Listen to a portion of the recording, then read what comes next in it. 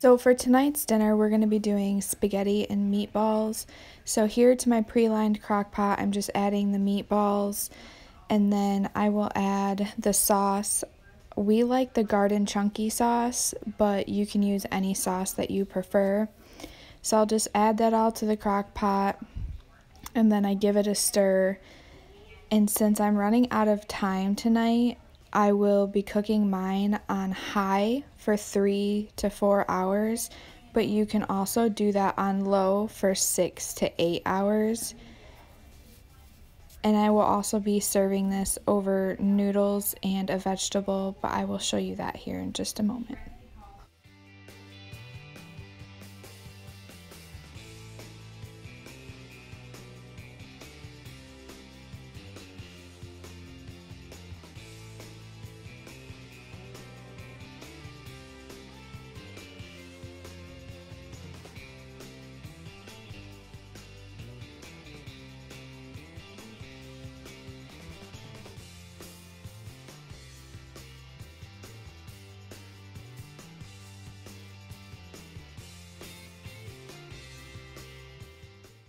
So after 4 hours on high, I had just served it with some broccoli and some garlic bread, and it was so delicious and so good.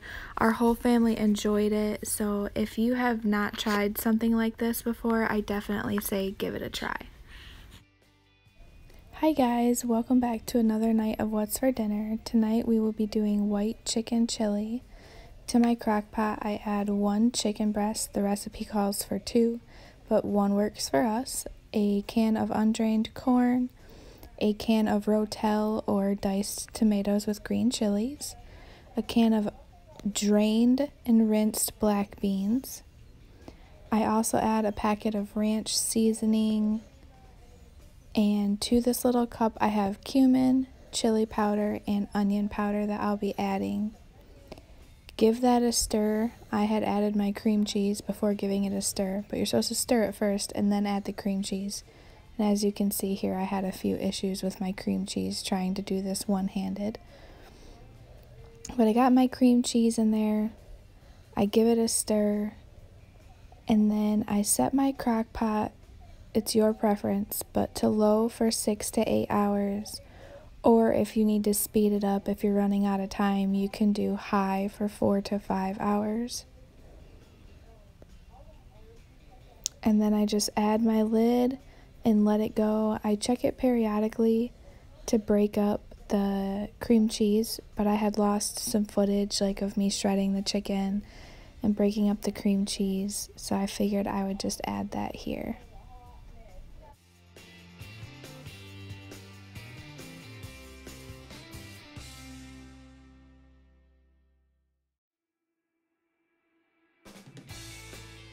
This is how it turned out. We loved it. It was so good.